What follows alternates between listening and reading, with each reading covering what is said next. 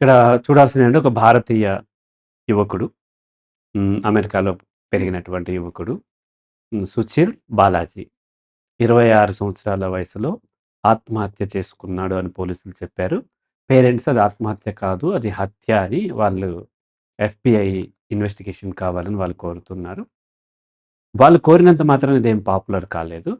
Elon Musk ఎవరైతే ఉన్నారో ఆయన మన కాబోయే ప్రెసిడెంట్, అమెరికన్ ప్రెసిడెంట్ ట్రంప్‌కి మద్దతుదారుడు. వాళ్ళిద్దరూ దాదాపు ఈక్వల్ అన్నట్టన్నమాట. సో, ఎలన్ మస్క్ కూడా దాని గురించి కామెంట్ చేశాడు. ఇలా మర్డర్ జరిగే అవకాశం ఉంది అని ఎఫ్‌బిఐ ఇన్వెస్టిగేషన్ అవసరం అని చెప్పి తను హ్మ్, కామెంట్ చేయడం బట్టి దానికి పాపులారిటీ పెరిగింది. దాంతో పాటు ఇక్కడ అంటే నిజంగా ఏం జరిగింది అనేది మనకు తెలియదు. హ్మ్. మనం చెప్పలేం కూడా. ఇక్కడ కూర్చొని చెప్పలేము. పోనీ మీడియా నుంచి వచ్చింది కూడా నిజమా కాదా మనకు తెలీదు. 2 వెర్షన్‌లు ఎప్పటికీ ఉంటాయి. ఒకవేళ అతను ఆత్మహత్య చేశాడని డిసైడ్ చేసి చెప్పేసినా, అది ఆత్మహత్య కాదని కొంతమంది వెర్షన్ ఉంటది. హత్య అని కొంతమంది వెర్షన్ ఆత్మహత్య అని కొంతమంది వెర్షన్ ఉంటది. అలాగే అది నిజంగా అది హత్య అని ఎఫ్‌బిఐ వాళ్ళు రేపొద్దున్న ఇన్వెస్టిగేట్ చేసి తేల్చినా, లేదా ఆత్మహత్యనే హత్య అని వాళ్ళు తేల్చి ఇట్లా చేశారనే వెర్షన్ కూడా ఉంటాయి కాబట్టి, దాని మీద మనం ఎంత డిస్కస్ చేసినా వృధా అవుతుంది తప్ప మనకేం ఫలితం రాదు. అయితే ఇక్కడ మనం డిస్కస్ చేయాల్సింది మనకు లింక్ అయ్యి ఉన్నటువంటి అంశాలేంటి? మనకు అంటే మీకు, నాకు ఇండియన్స్‌కి లింక్ అయ్యి ఉన్న అంశాలేంటి? ప్రెజెంట్ జనరేషన్‌కి లింక్ అయ్యి ఉన్న అంశాలేంటి? వీటిని మనం విశ్లేషించాల్సిన అవసరం ఉంది. ఇందులో మనకి సుచీర్ బాలాజీ అతను ఇండియన్ 1 అంటే ఇంకా సుచిత్ బాలాజీకి సంబంధించిన దాంట్లో అతను చాలా చిన్న వయసులోనే చాలా అకాడమిక్స్ అన్ని ఫినిష్ చేసి తను 17 ఇయర్స్ ఏజ్‌లో మంచి కంపెనీలో జాబ్ చేయటము. 4 ఇయర్స్ ఎంతో ఓపెన్ ఏఐలో జాబ్ చేయటము. తర్వాత అందులోంచి బయటకొచ్చిన తర్వాత ఒక ప్రముఖ మీడియాకి తనిచ్చినటువంటి ఇంటర్వ్యూలో తను ఈ విషయాన్ని చెప్పటము. ఓపెన్ ఏఐ అనే సంస్థలో పనిచేయటము. అక్కడి నుంచి బయటకొచ్చి వేరే మీడియాకి తను ఇంటర్వ్యూ ఇవ్వటము. ఆ ఇంటర్వ్యూలో ఓపెన్ ఏఐ సంస్థకు వ్యతిరేకంగా కామెంట్స్ చేయటం. అండ్ ఆ తర్వాత తను ఆత్మహత్యకు ఆత్మహత్య అయినట్టుగా వార్తలు రావటము. అది ఆత్మహత్య కాదు, హత్య అని. సో, ఇక్కడ ఓపెన్ ఏఐ అనేది మనకి గత 2024 జనవరి నుంచి చాట్ జీపీటీ పేరుతో మనం వింటున్నాం. చాట్ జీపీటీ అనేది ఒక ఆర్టిఫిషియల్ ఇంటెలిజెన్స్ సంబంధించినటువంటిది. సో, మనం ఏమడిగినా తను ఆర్టిఫిషియల్ ఇంటెలిజెన్స్ మన గూగుల్ సెర్చ్ లాగా కాకుండా తను సొంతంగా రీసెర్చ్ చేసి మనకి ఇన్ఫర్మేషన్ ఇస్తుంది. ఆ తర్వాత మనకు బాగా పాపులర్ మనకు తెలిసినయి. ఆ తర్వాత చాట్ జీపీటీ వెర్షన్స్ ఉంటాయి. ఆర్టిఫిషియల్ ఇంటెలిజెన్స్ వెర్షన్స్ ఉంటాయి. అలాగే రకరకాల సంస్థలు గూగుల్ ఏమో రకరకాల పేర్లతో వచ్చి లాస్ట్‌కి జెమినీ అనేటువంటి ఒక ఆర్టిఫిషియల్ ఇంటెలిజెన్స్ సేవలు మనకు అందిస్తుంది. అలాగే మెటా ఏఐ ఉంది. ఇలా వాళ్ళు రకరకాలుగా నాట్ ఓన్లీ ఇన్ఫర్మేషన్ ఇవ్వటమే కాదు, మనకి ఏం కావాలంటే అది ఇస్తుంది. ఎటువంటి ఫోటో కావాలంటే అటువంటి ఫోటోలు తయారు చేసి ఇస్తూ ఉంటారు. ఒకరి ఫేస్‌ని మార్ఫింగ్ చేసి అలా వీడియోలు తయారు చేసి ఇవ్వటము. ఒక వాయిస్‌ని మనం ఫీడ్ చేస్తే అటువంటి వాయిస్‌తో చేయటం. ఇట్లా అనేక రకాల సేవలు మనకి ఆర్టిఫిషియల్ ఇంటెలిజెన్స్ ద్వారా వస్తున్నాయి. ఈ క్రమంలో ఇన్ఫర్మేషన్ అంతా ఈ ఆర్టిఫిషియల్ ఇంటెలిజెన్స్ తయారు చేసే సంస్థకి ఎక్కడిది? వాళ్ళకి ఎక్కడి నుంచి దొరుకుతుంది? అనేది ఒక ప్రశ్న. రైట్? ఓపెన్ ఏఐ అంటే ఏంటంటే సహజంగా ఓపెన్ ఏఐ అనేది స్టార్ట్ అయింది. ఇది వ్యాపార పరంగా స్టార్ట్ అవ్వలేదు. ఓపెన్ సోర్స్ మనం కొన్ని సాఫ్ట్‌వేర్‌లు వాడుతూ ఉంటాం. మీకు నేను చెప్పాను దాని పేరేంటి? బ్లెండర్. బ్లెండర్ అనేటువంటి సాఫ్ట్‌వేర్. అలాగే ఇప్పుడు మనం వాడుతున్నటువంటి ఓబీఎస్ అనేటువంటి సాఫ్ట్‌వేర్. ఇటువంటివన్నీ కూడా ఓపెన్ సోర్స్ అని ఉంటాయి. ఓపెన్ సోర్స్ అంటే ఏంటి అనంటే, వాళ్ళు ఇప్పుడు వికీపీడియా ఉంది. వీళ్ళంతా ఒక సొసైటీగా ఏర్పడి కొంతమంది కొన్ని ఫీల్డ్స్‌లో ఎక్స్‌పర్టైజ్డ్ నాలెడ్జ్ ఉన్నవాళ్ళు ఒక గ్రూప్‌గా ఏర్పడి, వాళ్ళు సమాజానికి ఓపెన్‌గా వాళ్ళ సర్వీసెస్‌ని ఇచ్చేస్తూ ఉంటారు. హ్మ్. వాళ్ళు ఓన్లీ కొన్ని డొనేషన్స్‌ని యాక్సెప్ట్ చేస్తూ ఉంటారు. అంతే తప్ప వాళ్ళు దాన్ని కమర్షియల్ యూజ్‌కి వాడరు. ఈ ఈ ఓపెన్ సోర్స్ అనేది బిజినెస్ చేసేవాళ్ళు కష్టం. ఇప్పుడు బ్లెండర్ అనేది ఒక ఎడిటింగ్ అండ్ 3 యానిమేషన్స్ వీటికి సంబంధించినటువంటి అనేక సర్వీసెస్ ఇస్తుంటే, 3 యానిమేషన్స్ ఇచ్చేటువంటి ఆహ్, ఆటోడెస్క్ 3 స్టూడియో కానీ, లేకపోతే ఆటోడెస్క్ కానీ, క్యాడ్ గానీ ఇటువంటి వాళ్ళకి కొంత ఇబ్బంది ఉంటుంది బిజినెస్‌కి. అలాగే వీడియో ఎడిటింగ్ ఇస్తుంటే అడోబ్ ప్రీమియర్ ఇటువంటి వీడియో ఎడిటింగ్ సాఫ్ట్‌వేర్‌లకి ఆ కంపెనీలకి కొంత వాళ్ళ ప్రాఫిట్స్ డ్యామేజ్ అవుతూ ఉంటుంది. హ్మ్. సో, కాబట్టి సహజంగా ఈ ఓపెన్ సోర్స్ వాళ్ళకి, కమర్షియల్ వాళ్ళకి కొంత కాన్‌ఫ్లిక్ట్స్ ఉంటూ ఉంటది. అయితే ఈ ఓపెన్ ఏఐలో తను జాయిన్ అయిన తర్వాత కొంతకాలం తర్వాత పూర్తి స్థాయిగా 2024లో ఓపెన్ ఏఐ తను చాట్ జీపీటీని బయటకి తెచ్చే ముందు వాళ్ళు ఏం చేశారంటే దాన్ని కమర్షియల్‌గా మార్చుకున్నారు. బిజినెస్‌గా మార్చుకున్నారు. స్టార్ట్ చేసిన ఉద్దేశ్యం నాన్ ప్రాఫిట్. అయితే తర్వాత ప్రాఫిట్ మేకింగ్ కోసం వాళ్ళు మార్చుకున్నారు. మార్చుకున్న తర్వాత తను మార్చుకున్న తర్వాత ముందు తనకైతే కొన్ని అనుమానాలున్నాయి. దాని నుంచి బయటకొచ్చేసాడు. బయటకొచ్చిన తర్వాత ఒక మీడియాకి ఇంటర్వ్యూ ఇస్తూ ఇక్కడ కాపీరైట్ వయలేషన్ ఎలా జరుగుతుందనేది తను చెప్పాడు. సో, కాపీరైట్ మనకి ఇండియాలో అంటే పెద్దగా కాపీరైట్స్ ఉండవు. కాపీ చేయటమే మన రైట్ కింద మనం ఫీల్ అవుతూ ఉంటాం. సో, మనం గూడా మన స్క్వేర్ టాక్స్‌లో మనం చూసినట్లయితే వీలైనంత వరకు కాదు. అస్సలు గూగుల్‌లోంచి ఏది డౌన్‌లోడ్ చేసుకునే ఇమేజ్ కానీ, సౌండ్ గానీ, వీడియో కానీ ఏది వాడం. హ్మ్. అలాగే వచ్చేసి వేరే అంటే మన కెమెరాలతో, మనం మైక్రోఫోన్‌తో షూట్ చేసినవి, రికార్డ్ చేసినవి తప్ప వేరే బయట నుంచి వాడం. ఎందుకంటే మనము కాపీరైట్‌కి రెస్పెక్ట్ ఇస్తూ ఉన్నాం. వేరే వాళ్ళ పర్మిషన్ తీసుకోవాలి. ఇదంతా పెద్ద ప్రాసెస్ ఉంటది కాబట్టి మనం ఏం చేసినా మనం ఇక్కడ ప్రొడ్యూస్ చేస్తూ ఉన్నాం. కానీ అలా కాకుండా ఎక్కడ ఏది దొరికినా దాన్ని ఇష్టం వచ్చినట్టుగా సినిమాల్లోను, మీడియాలోను, న్యూస్ ఛానెల్స్‌లోను, ఎంటర్‌టైన్‌మెంట్ ఛానెల్స్‌లోను, యూట్యూబ్ వీడియోల్లోను వాడేస్తూ ఉంటారు. అలాగే ఎక్కడ ఏది దొరికినా దాని మ్యూజిక్‌ని తీసుకొచ్చి మన ఇండియన్ మ్యూజిక్ డైరెక్టర్లు వాడేస్తూ ఉంటారు. అలాగే ఎక్కడ ఏం దొరికినా సరే దాన్ని తీసుకొచ్చి మన నవల రచయితలు వాళ్ళు ఆ కాన్సెప్ట్‌ని తెలుగులోకి వాళ్ళ సొంతదన్న పేరు మీద వాళ్ళు పాపులర్ అయిపోతూ ఉంటారు. వాడుకొని డబ్బులు సంపాదించుకుంటూ ఉంటారు. ఇక్కడ కాపీరైట్ అంటే intellectual property rights, trade mark ఇటువంటివి చాలా ఉన్నాయి. ఇవి పెద్దగా ఇక్కడ పట్టించుకోరు. హ్మ్. కానీ వెస్టర్న్ కంట్రీస్‌లో పర్టిక్యులర్‌లీ డెవలప్డ్ కంట్రీస్‌లో America, European countries, Canada, Australia లాంటి కంట్రీస్‌లో ఇవి డెవలప్డ్ కాబట్టి అక్కడ సిస్టమ్ మనతో పోలిస్తే కొంచెం స్ట్రాంగ్‌గా ఉంటుంది. పర్టిక్యులర్‌గా copyright and intellectual property rights పట్ల చాలా బలంగా అవి ఉండి చాలా శ్రద్ధ తీసుకుంటాయి. ఎందుకంటే అలా శ్రద్ధ తీసుకున్నప్పుడు మాత్రమే ఆ క్రియేటర్ ఎవరైతే ఉంటారో అతని యొక్క రైట్స్ ప్రొటెక్ట్ చేయబడతాయి. అతనికి ప్రాఫిట్స్ కూడా వస్తాయి కాబట్టి ఫర్దర్‌గా తను రీసెర్చ్ చేయడానికి ముందుకొస్తాడు. సో, తనకలా రానప్పుడు ఎంత తయారు చేసినా సరే ఎవడో ఒకడు ఎత్తుకుపోయి కాపీరైట్ చేసేసి తను ఆహ్, కాపీరైట్‌ని వయలేట్ చేసి తను బిజినెస్ చేసుకొని ఇతనికి ఒరిజినల్ క్రియేటర్‌కి ఏమి రానప్పుడు క్రియేట్ చేయాలి అనేటువంటి తపన ఆ ప్రజల్లోనూ లేకపోతే ఆ యొక్క సైంటిస్ట్‌లోనూ సిటిజన్స్‌లో పోయే అవకాశం ఉంటది కాబట్టి వాళ్ళు ప్రొటెక్ట్ చేయటం వల్ల మోర్ క్రియేటివ్ ఆహ్, స్టఫ్ బయటకొచ్చే అవకాశం ఉంటది. కాబట్టి ఆ దేశాలు కాపీ రైట్స్‌కి నెక్స్ట్ వచ్చేసి ఇంటెలెక్చువల్ ప్రాపర్టీ రైట్స్‌కి ఎక్కువ ప్రాధాన్యత ఇస్తూ ఉంటాయి. మిగతా వాటికి ఎంత ఇస్తో అంత ప్రాధాన్యత వీటికి ఇస్తూ ఉంటది. అయితే ఈ క్రమంలో ఆర్టిఫిషియల్ ఇంటెలిజెన్స్ వచ్చింది. ఆర్టిఫిషియల్ ఇంటెలిజెన్స్ అది ఎంత బాగా చెప్తున్నా that is artificial only. That is not natural. ఎవరో ఒకరు ఎక్కడో కాడ ఫీడ్ చేసినటువంటి ఇన్ఫర్మేషన్‌ని మాత్రమే ఆర్టిఫిషియల్ ఇంటెలిజెన్స్ వాడుకోగలుగుతది. హ్మ్. తనకు తను సొంతంగా ఏమి చేసుకోలేదు. సొంతంగా ఏం చేయగలుగుతది? తనకు దొరికిన ఇన్ఫర్మేషన్‌ని రాండమ్ కాంబినేషన్‌లో ఇవ్వగలుగుతది. ఈవెన్ మనిషి కూడా అంతే కదా! మనం కౌన్సెలింగ్‌లో అర్థం చేసుకున్నాము. మనిషికి కొత్త ఆలోచన రాదు. ఏ ఆలోచన చేస్తున్నా తనకి ఎక్కడో కాడ పరిచయం ఉంది. అందుకనే మనిషి దేవుడిని తనలాగానే క్రియేట్ చేసుకున్నాడు. దేవుడినే కాదు దెయ్యాన్ని తనలాగానే క్రియేట్ చేసుకున్నాడు. అండ్ రాక్షసుడిని తనలాగానే క్రియేట్ చేసుకున్నాడు. లాస్ట్‌కి గ్రహాంతర వాసులు కూడా తనలాగానే క్రియేట్ చేసుకుంటున్నాడు. ఎందుకంటే కొత్త ఆలోచన రాదు. అలాంటప్పుడు ఆర్టిఫిషియల్ ఇంటెలిజెన్స్‌కి ఎక్కడి నుంచి కొత్త ఆలోచన రాదు. తనకు ఆర్టిఫిషియల్ ఇంటెలిజెన్స్ అనేది ఈ ప్రపంచాన్ని డైరెక్ట్‌గా చూడలేదు. మనిషి ఫీడ్ చేసినటువంటి నెట్‌లో ఉన్నటువంటి ఇన్ఫర్మేషన్‌ని మాత్రమే తను ప్రాసెస్ చేసి కొత్త కాంబినేషన్‌తో ఇవ్వగలుగుద్ది తప్ప కొత్తది ఇవ్వలేదు. అయితే మనిషి క్రియేట్ చేసింది ఎవరు క్రియేట్ చేసినా వాళ్ళకి దాని మీద కాపీ రైట్స్ ఉంటాయి. దాని పట్ల ఇంటెలెక్చువల్ ప్రాపర్టీ రైట్స్ ఇవన్నీ వాళ్ళకి ఆ రైట్స్ ఉంటాయి. ఆ రైట్స్‌ని వయలేట్ చేస్తూ వేరే వ్యక్తి వాడటం ఎంత తప్పో, ఆర్టిఫిషియల్ ఇంటెలిజెన్స్ వాడటం కూడా అంతే తప్పు. ఎందుకంటే ఆర్టిఫిషియల్ ఇంటెలిజెన్స్ కూడా కమర్షియల్ పర్పసే వాడతారు. ఎవరు ఆర్టిఫిషియల్ ఇంటెలిజెన్స్ తయారు చేసేటువంటి సంస్థ కానీ, లేదంటే ఆర్టిఫిషియల్ ఇంటెలిజెన్స్ సేవలు తీసుకున్న మనం గాని, మళ్ళీ ఏం చేస్తాం మనం ఎక్కడో కమర్షియల్‌గా వాడుతూ ఉంటాం.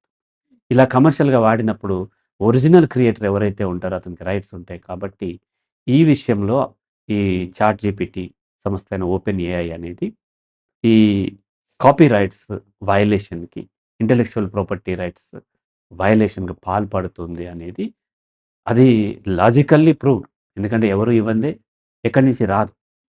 కాబట్టి అయితే ఇప్పుడు గూగుల్ జెమినీ లేదంటే మెటా ఏఐ ఇటువంటివి ఏం చేస్తాయంటే కొంత వాళ్ళకి కొంత ఇన్ఫర్మేషన్ ఎందుకంటే గూగుల్‌లోనే చాలా ఉంటది. అయితే గూగుల్ సెర్చ్ ఇంజిన్‌కి, జెమినీకి తేడా ఏంటంటే గూగుల్ సెర్చ్ ఇంజిన్ ఒక్క ముక్క కూడా తను ఓన్‌గా చెప్పట్లేదు. చెబుతున్నానని కూడా క్లెయిమ్ చేసుకోవట్లేదు. గూగుల్ సెర్చ్ ఇంజిన్ ఏం చేస్తుంది? పాపులర్ సైట్స్‌ని చూపిస్తుంది.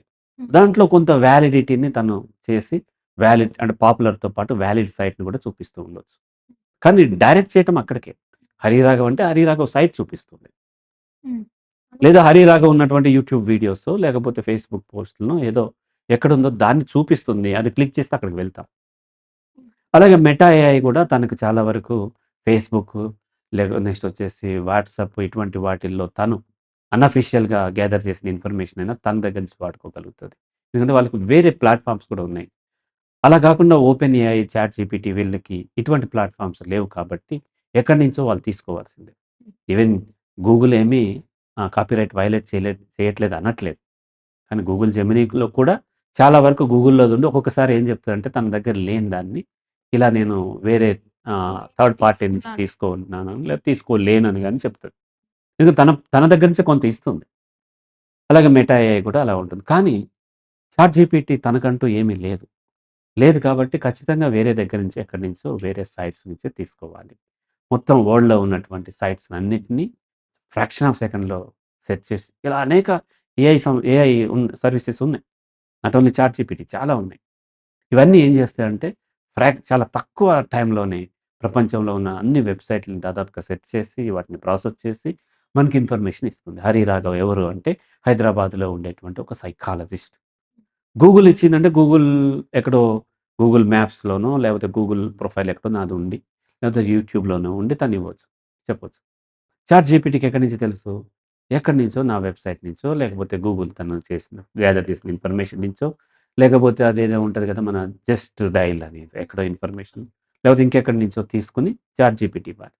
డైరెక్ట్‌గా చాట్ జీపీటీ తను సెర్చ్ చేసి ఇవ్వటం అనేది కష్టం. కొంతవరకు చేసినా ఎక్కడో కాడ వయలేట్ అవుతూ ఉంటుంది. దాన్ని వాళ్ళు ఓపెన్‌గా ఒప్పుకోరు. దాంట్లోంచి బయటకొచ్చిన ఈ పిల్లవాడు దాన్ని బయట పెట్టటం వలన విజిల్ బ్లోయర్ అంటే ఏంటి అనంటే పెద్ద పెద్ద సంస్థలు పెద్ద పెద్ద సంస్థలు ఏవైతే ఫ్రాడ్ చేస్తున్నాయో, ఆ సంస్థల్లో పనిచేసే వాళ్ళు బయటకొచ్చి ఆ ఫ్రాడ్‌ని బయట పెట్టడం. ఒక్కొక్కసారి ఫ్రాడ్‌ని బయట పెట్టకుండా కూడా బయటకొచ్చి ఇలా అల్లరి చేస్తున్నారని వాళ్ళు గూడా చాలా సీరియస్‌గా తీసుకుంటారు పెద్ద సంస్థలు. ఒకవేళ ఫ్రాడ్ ఏమి లేకపోయినా, వాళ్ళు చేయకపోయినా కోర్ట్‌కెళ్ళి ఫైట్ చేసేదాకా తీసుకోవు. ఎందుకంటే బిజినెస్ పీపుల్ ఎప్పుడు గూడా విలువలు, చట్టాలు ఇవేమి లేవు. హ్మ్. వాళ్ళకి అల్టిమేట్‌గా ప్రాఫిట్ కావాలంతే. కాబట్టి ఒకవేళ ఫ్రాడ్ జేయకుండా కంపెనీ వైపు న్యాయం ఉన్నా సరే, మళ్ళీ కోర్టులు, ఫైట్స్ నా ఇమేజ్ డ్యామేజ్ అవుతున్నప్పుడు ఒక్కొక్కసారి పెద్ద పెద్ద సంస్థలు వాళ్ళని అడ్డు తొలగించుకునే అవకాశాలు కూడా ఉంటాయి. హ్మ్. సో, ఖచ్చితంగా అలా జరిగిందా లేదో మనకు తెలియదు. కానీ ఈ పిల్లవాడు సూసైడ్ చేసుకున్నాడు. అక్కడ సాక్ష్యాలు ఏంటి అనేది మనకు పూర్తిగా తెలీదు. మీడియాలో వచ్చినవే. కాబట్టి ఈ విధంగా మనకి ఓపెన్ ఏఐ తను నాన్ ప్రాఫిట్ నుంచి ప్రాఫిట్‌కి రావటము, ఆ అబ్బాయి బయటికి వెళ్ళటము, బ్లేమ్ చేయటం వల్ల ఈ అనుమానాలు ప్రపంచంలో బలపడుతూ ఉన్నాయి. అది ఇన్వెస్టిగేషన్‌లో తెలుస్తుంది. ఇది 1. ఇంకొకటి మనం ఇక్కడ విశ్లేషించాల్సి మనకు లింక్ అయి ఉన్నది ఏంటంటే, ఈ పిల్లవాడు చాలా చిన్న పిల్లవాడు. 13 ఇయర్స్ అప్పుడే కోడింగ్ నేర్చుకున్నాడు. 17 ఇయర్స్ అప్పుడు పెద్ద మల్టీనేషనల్ కంపెనీలో జాబ్, మంచి సాలరీ. అక్కడి నుంచి ఇది మన ఓపెన్ ఏఐకి రావటం ఇవన్నీ కూడా జరిగాయి. ఇది మనకి చాలా క్రేజీగా అనిపిస్తుంటుంది. హ్మ్. అవును. మొన్నటిదాకా మీ పిల్లలకి కోడింగ్ నేర్పండి అని జెప్పి మనకు ఆ ఫేస్‌బుక్‌లోను, యూట్యూబ్‌లోను తెగ అడ్వర్టైజ్‌మెంట్‌లొచ్చాయి. 12, 11 సంవత్సరాలు అతను కోడింగ్ నేర్చుకొని ఇన్ని కోట్ల రూపాయలు బిజినెస్ చేశాడు. 12 సంవత్సరాలు ఈ అమ్మాయి రాజస్థాన్ నుంచి వచ్చి కోడింగ్ నేర్చుకొని ఇన్ని కోట్లు వాళ్ళందరూ ఏరిప్పుడు. 1 ఆర్ 2 ఇయర్స్‌లోనే ఎవరు కనిపించట్లేదు కదా! ఇలా కోడింగ్ అనగానే కోడింగ్ నేర్చుకొని చిన్న వయసులోనే పెద్ద పెద్ద పనులు చేయటం పట్ల మన సమాజం మొత్తం చాలా క్రేజీగా ఉంటుంది. హ్మ్. దాన్ని చాలా గ్లోరిఫై చేస్తుంది. మనం వింటూ ఉంటాం. 12 సంవత్సరాలకి ఆ అబ్బాయి గ్రాడ్యుయేషన్ అయిపోయింది. 15 సంవత్సరాలకి సీఏ పాస్ అయ్యాడు. ఇటువంటివి వింటూ ఉంటూ ఈ సుచీర్ బాలాజీని మనం చాలా గ్లోరిఫై చేసి చాలా తెలివైనవాడు, గొప్పవాడు అన్నట్టుగా మనం చూస్తూ ఉంటాం. ఆఫ్‌కోర్స్ వాళ్ళు నేర్చుకొని ఉండొచ్చు, కొన్ని చేస్తూ ఉండొచ్చు. కానీ అందులో గొప్పతనం ఏముంది? ఇప్పుడైతే దీన్ని గ్లోరిఫై చేశామో మన ప్రజలందరూ దీన్ని నిజమే అనుకుని, వాళ్ళ చిన్న వయసులోనే పెద్ద పెద్ద పనులు చేపిచ్చేయాలనుకుని వాళ్ళని టార్చర్ పెడుతూ, వాళ్ళ బాల్యాన్ని మొత్తాన్ని మిస్ అయ్యేలాగా చేస్తూ ఉంటారు. లాస్ట్‌కి ఆ అబ్బాయి సూసైడ్ చేసుకోవటమో, మర్డర్ జరగటమో ఏదో జరిగింది. ఇక్కడ ఏం మిగిలింది ఆ అబ్బాయికి లైఫ్? ఏమి ఏం మిగలలేదు. మిగలలేదు కదా! సో, కాబట్టి పిల్లల్ని చిన్న వయసులోనే పెద్ద పెద్ద చదువులు చదివేశారు. అంటే వీళ్ళేం చేస్తారంటే చాలామంది నా దగ్గరకు ఒక ఖమ్మం నుంచి ఒక టీచర్, మదర్, ఫాదర్ ఇద్దరు టీచర్సే. వాళ్ళ పిల్లవాడిని తీసుకొచ్చారు. పిల్లవాడు సరిగ్గా చదవట్లేదు. ఎందుకు చదవట్లేదు అని ఎంక్వైరీ ఇప్పుడైతే నేను పేరెంటింగ్ ఇవ్వట్లేదు. 2018, 19 ఆ టైంలో. ఎందుకు చదవట్లేదని ఎంక్వైరీ చేసి మొత్తం స్టడీ చేస్తే అతను 8థ్ చదవకుండా 9థ్‌కొచ్చేసాడు. ఎందుకు 8థ్ చదవకుండా 9థ్‌కొస్తున్నాడు వచ్చాడు అంటే 7థ్‌లో బాగా చదువుతున్నాడంట. 7థ్‌లో బాగా చదివితే 8థ్ స్కిప్ చేసి 9థ్‌లోకేసేస్తే 8థ్ క్లాస్‌లో సబ్జెక్ట్ ఎలా వస్తది? రాదు. మళ్ళీ teachers both parents are teachers. మళ్ళీ ఇక్కడికొచ్చి మళ్ళీ బాగా చదవట్లేదు నా దగ్గర తీసుకొచ్చారు. సో, ఇంత అమాయకత్వంలోను, అజ్ఞానంలోను మన వ్యవస్థ, మన టీచర్స్, మన పేరెంట్స్ ఉండి తక్కువ వయసులో ఎక్కువ చదువు చదివేయటం గొప్ప అనుకుని, పుట్టగానే వెంటనే వాడికి ఎవరో ఒకళ్ళు ఫస్ట్ బర్త్‌డేకే కొంతమంది బుక్స్ ఇచ్చేస్తారు. ఏ ఫర్ యాపిల్ అవన్నీ. 1 ½ ఇయర్‌కే తీసుకుపోయి ఆ ప్లే స్కూల్‌లో పడేస్తూ ఉంటారు. అంతకుముందు డే కేర్‌లో పడేస్తూ ఉంటారు. 2 ½ ఇయర్స్‌కే నర్సరీ, 3 ½ ఇయర్స్‌కి ఎల్‌కేజీ, యూకేజీ. ఎంత టార్చర్ పెట్టి దాదాపుగా 5 సంవత్సరాలు చదివిన తర్వాత ఫస్ట్ క్లాస్‌కొస్తున్నాడు. మా కాలంలో మేము డైరెక్ట్ ఫస్ట్ క్లాస్. ఇప్పటికి కూడా ఇండియాలో కూడా 6 సంవత్సరాలు అంటే 5-6కు రానిదే అఫీషియల్లీ అడ్మిషన్ తీసుకోవు. ఇవన్నీ కూడా అన్‌అఫీషియల్ తీసుకోవటమే. గవర్నమెంట్ స్కూల్స్‌లో తీసుకోవు. బోర్డ్స్ కూడా వాళ్ళు అడ్మిషన్ ఇవ్వవు. ఫస్ట్ ఇచ్చేది ఎక్కడంటే డైరెక్ట్‌గా వాళ్ళకి బోర్డ్స్ అడ్మిషన్ ఇచ్చేది ఫస్ట్ క్లాస్‌కి మాత్రమే. కానీ మనకు తొందర ఎక్కువ కాబట్టి ఈ వ్యవస్థలు, నర్సరీలు, డే కేర్‌లు అలాగే వచ్చేసేసి మన ఎల్‌కేజీలు, యూకేజీలు ఇటువంటియన్నీ వచ్చేసినాయి. సో, నా చెల్లి అండ్ మా కజిన్ వాళ్ళు ఫస్ట్ స్కూల్‌లో జాయిన్ అయింది థర్డ్ క్లాస్‌లో. అప్పటిదాకా పెద్ద బాలశిక్ష అని వాళ్ళ ఇంట్లోనే చదువుకొని వచ్చారు. వాళ్ళకి చదువు రాకుండా పోయిందా? నేను డైరెక్ట్ ఫస్ట్ క్లాస్‌లో వచ్చాను. 6 సంవత్సరాల దాకా రాదు. నా కొడుకు 6 సంవత్సరాల దాకా స్కూల్‌కి వెళ్ళలేదు. చిన్నోడిని. పెద్దోడిని నా వైఫ్ ముందే జాయిన్ చేసింది. మరి చిన్నోడు ఏమైనా వెనక పడిపోయాడా? నో. సో, 6 ఇయర్స్ దాకా తల్లిదండ్రుల వద్ద పెరగాలి. తల్లిదండ్రుల నుంచి వాళ్ళు చాలా నేర్చుకుంటారు. చదువు అంటే ఏబీసీడీలు కాదు. ఏ ఫర్ యాపిల్ కాదు. అనేక విషయాలు తమ జీవితానికి సంబంధించి నేర్చుకోవాలి. వాళ్ళు చూసి అనుకరించడం ద్వారా నేర్చుకుంటారు. ఆ అనుకరించేటువంటి చూసి అర్థం చేసుకొని అనుకరించేటువంటి వయసులో వీళ్ళకి వాళ్ళ మీద రుద్ది ఏబీసీడీలు రుద్ది, 1లు రుద్ది, రైమ్స్ రుద్ది, నంబర్స్ రుద్ది, లేకపోతే టేబుల్స్ రుద్ది, మ్యాథమెటిక్స్ రుద్ది, ఇలా రుద్ది, రుద్ది, రుద్ది 12 సంవత్సరాలకి గ్రాడ్యుయేషన్ ఫినిష్ చేయటం, 15 సంవత్సరాలకి సీఏ పాస్ అయిపోవటం, లేకపోతే ఎంబీబీఎస్ పాస్ అయిపోవటం, ఇవన్నీ కూడా ఇన్‌హ్యూమన్, దుర్మార్గమైనటువంటివి, అమానవీయమైనటువంటివి. ఇదంతా కూడా అబ్యూజ్ చేయటమే.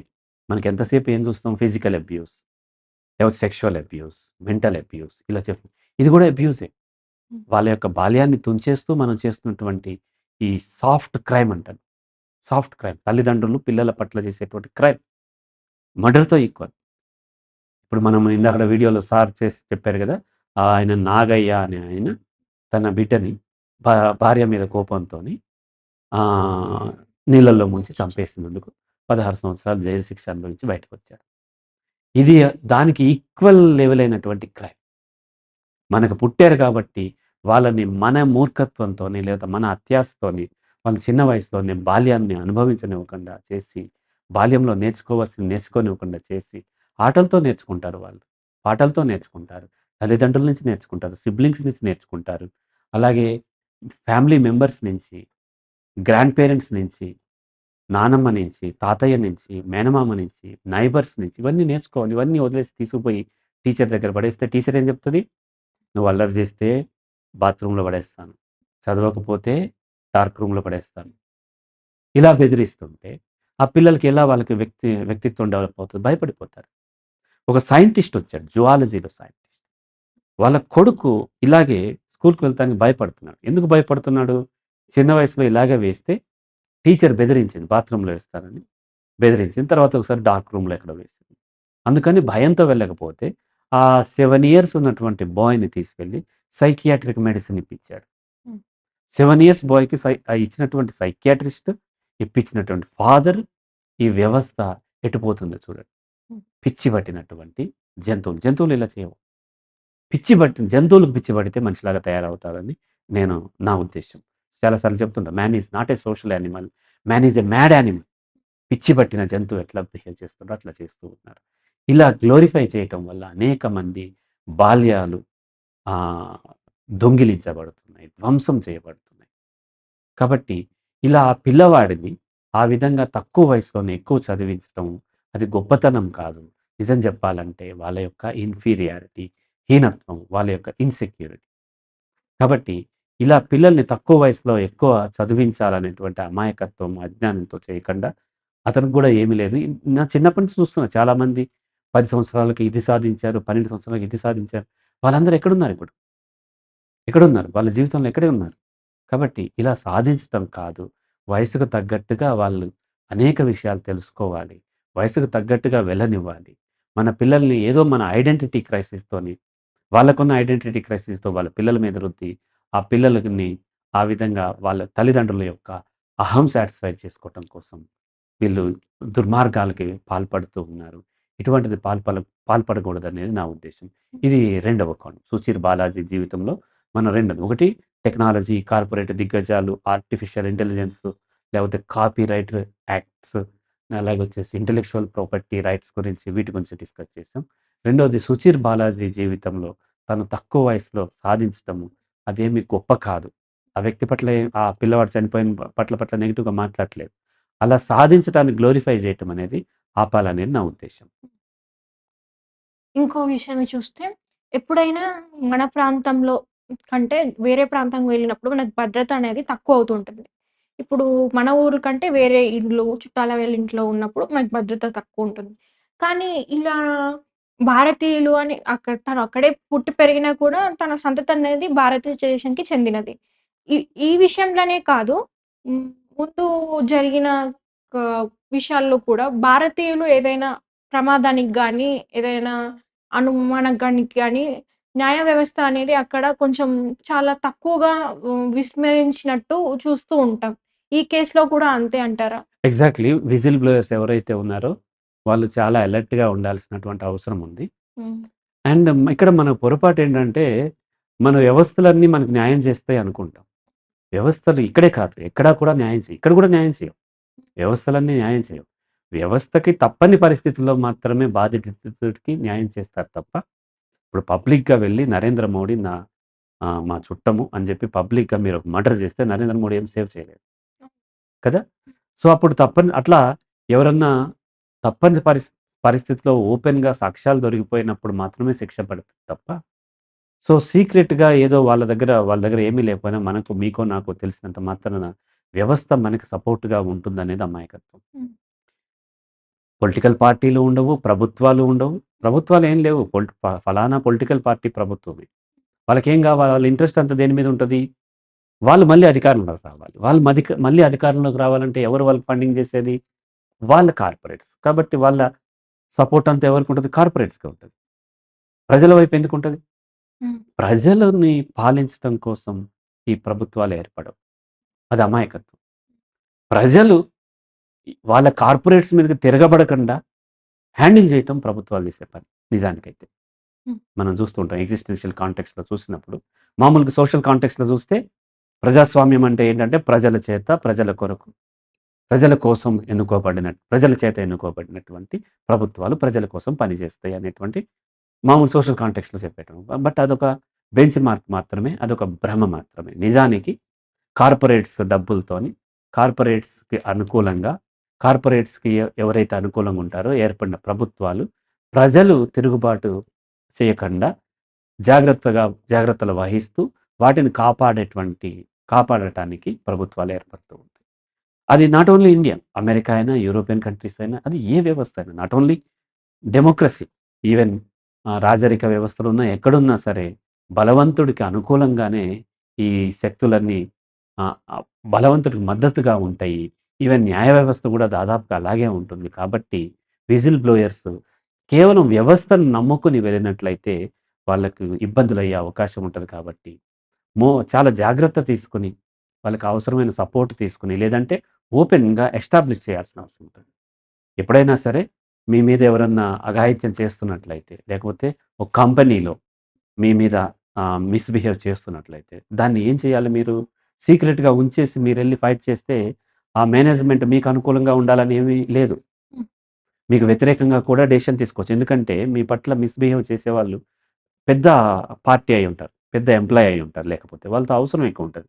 కాబట్టి మిమ్మల్ని జాబ్‌లోంచి తీసేయటం ఏదో చేసే అవకాశం ఉంటుంది. కాబట్టి వెంటనే మనకెప్పుడైనా అన్యాయం జరుగుతున్నప్పుడు దాన్ని ఎస్టాబ్లిష్ చేయాలి. పబ్లిక్ చేయగలగాలి. పబ్లిక్ చేసేటప్పుడు తగిన జాగ్రత్తలు తీసుకొని లాజికల్లీ లేదంటే డాక్యుమెంటల్ ఎవిడెన్స్‌తో పబ్లిక్ చేసినప్పుడు వాళ్ళు వెంటనే మీ మీద అటాక్ చేసే అవకాశాలు తగ్గిపోతుంటాయి. నేను చెప్తూ ఉంటాను. రాముడు, రావణాసురుడు వేరు వేరు క్యారెక్టర్‌లు కావు. ఒకే వ్యక్తిలో ఉన్నటువంటి 2 క్యారెక్టర్‌లు. 2 ఫేస్. సో, ప్రైవసీలో ఉంటే మహాత్మా గాంధీ అయినా మీ మీద చేయ్యేసే అవకాశం ఉంటది. అంటే ఎగ్జాక్ట్‌గా మహాత్మా గాంధీని అనట్లేదు.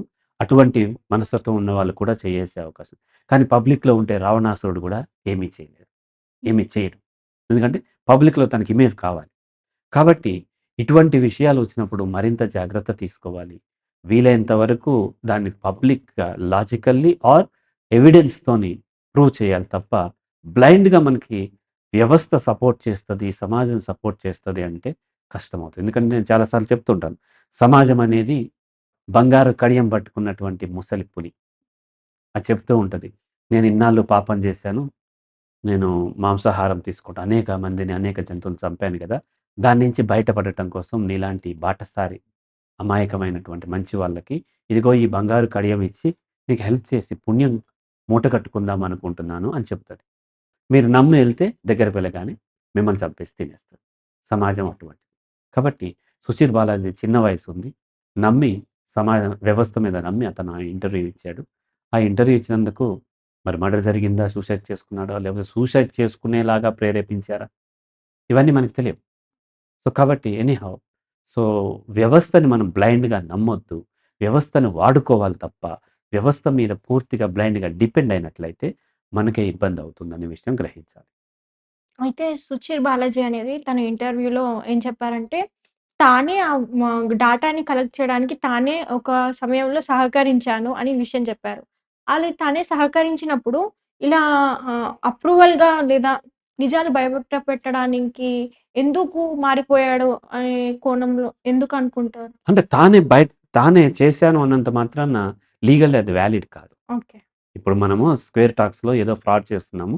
ఆ ఫ్రాడ్ నేనే చేశానని మీరు బయటికెళ్ళి చెప్పినంత మాత్రాన లీగల్లీ వాలిడ్ కాదు. ఒక సాక్ష్యం మాత్రమే. మళ్ళీ డాక్యుమెంటల్ ఎవిడెన్స్ కూడా కావాలి.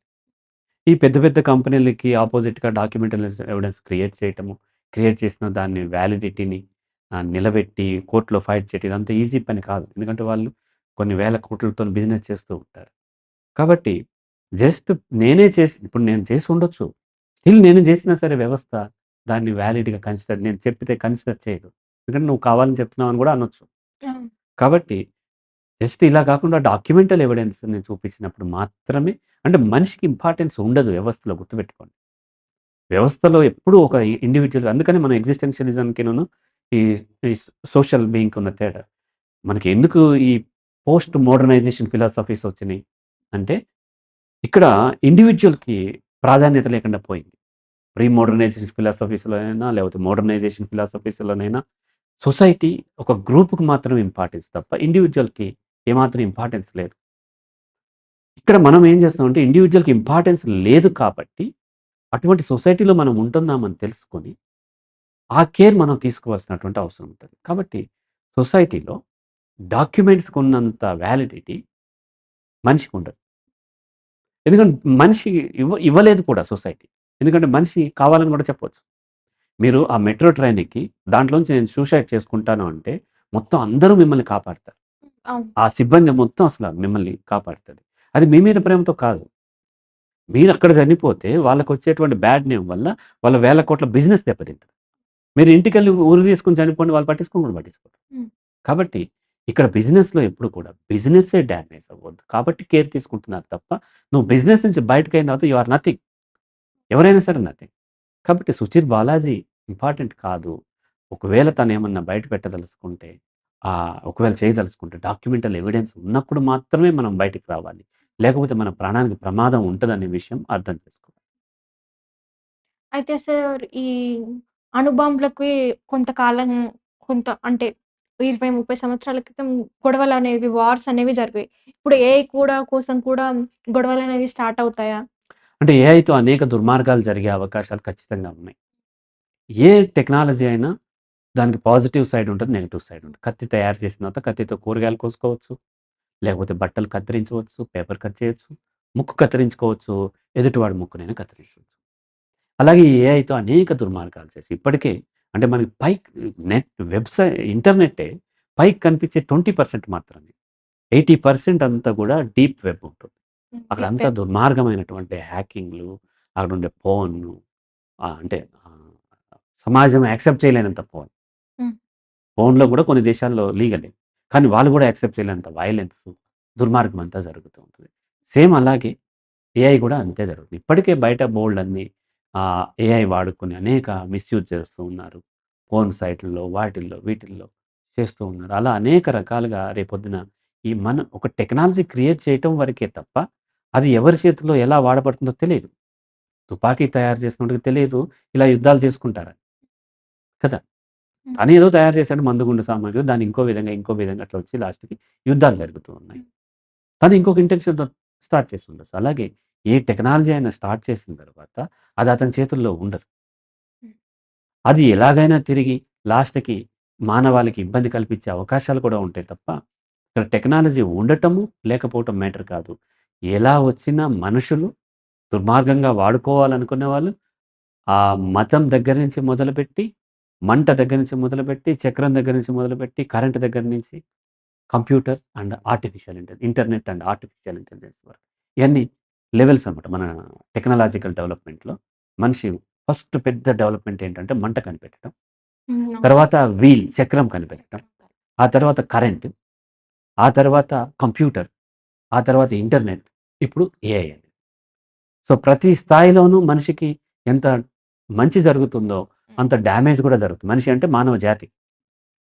లేదంటే మొత్తం విశ్వానికి, ప్రకృతికి, ఆల్ లివింగ్ బీయింగ్స్‌కి ఎంత హెల్ప్ అవుతుందో అంత డ్యామేజ్ గూడా అవుతుంది. అట్లాగే ఆర్టిఫిషియల్ ఇంటెలిజెన్స్ కూడా అంతే హెల్ప్ అవుతుందో అంత డ్యామేజ్ గూడా అవుతుంది. కాబట్టి ఓవరాల్‌గా మానవ జాతి, మనిషి మనుగడకి ఏ విధమైనటువంటి మార్పు అంటే ప్రోగ్రెసివ్ సైడ్‌గా ఏ విధంగా రాదు. అయితే ఈ ఏఐ అనేది ఈ మధ్య పాపులర్ అవ్వడానికి మనిషి బద్ధకనమే కారణమా? అంటే ప్రతీదీ బద్ధకమే కారణం. ఇప్పుడు మనుషులు మంట కనిపెట్టక ముందు వండుకోకుండా తిన్నప్పుడు మనుషులందరూ చచ్చిపోలేదు. చచ్చిపోలేదు. మంట కనిపెట్టిన తర్వాత వండుకొని తినటం మొదలైన తర్వాత కొన్ని బ్యాక్టీరియాలు మన బాడీలోకి వెళ్ళకుండా ఉండటం వలన మనకి వాటికి సంబంధించిన ఇమ్యూనిటీ కిల్ అయింది. హుహు. చక్రం కనిపెట్టక ముందు అందరూ నడిసెళ్ళేవాళ్ళు. చక్రం కనిపెట్టిన తర్వాత ఎడ్ల బండ్లో, లేకపోతే సైకిల్లో, రథాలో, లేకపోతే యంత్రాలో తయారయ్యాయి. అంతకు ముందేమి మనిషీలు ఈ రోజు ఏడుస్తూ కూర్చోలేదు. హ్మ్. తర్వాత ప్రొడక్షన్ పెరిగింది. ఆ ప్రొడక్షన్‌ని అమ్ముకోవడానికి రకరకాల స్ట్రాటజీస్, మోసాలు వచ్చినాయి. కరెంట్ కనిపెట్టక ముందు మనుషులందరూ ఏడ్చుకుంటూ కూర్చోలేదు. అప్పుడు ఇంధనంతోనే లైట్లు ఎలిగించుకున్నారు. లేకపోతే అంతకుముందు అసలు మంటే కనిపెట్టక ముందు కూడా మనుషులు జీవించారు గదా! అలాగే కంప్యూటర్ లేకముందు అందరూ ఏడుస్తూ కూర్చోలేదు. కంప్యూటర్ కనిపెట్టిన తర్వాత ఇంకా తొందరగా వర్క్స్ అవుతున్నాయి. దానివల్ల తొందరగా ఎక్కువ కార్బోహైడ్రేట్స్ ప్రొడ్యూస్ చేస్తున్నారు. ఎక్కువ షుగర్స్ వస్తున్నాయి. కోకో కోలాలు ఇవన్నీ ఎక్కువ తాగాల్సొస్తుంది. అలాగే ఆర్టిఫిషియల్ ఇంటెలిజెన్స్ వచ్చిన తర్వాత కూడా మనిషి బద్ధకిస్తూ ఉంటాడు. మనిషి ఎప్పుడు కూడా ఏం కోరుకుంటున్నాడు? తను పని చేయకుండా ఎక్కువ ప్రాఫిట్ రావాలనుకుంటున్నాడు.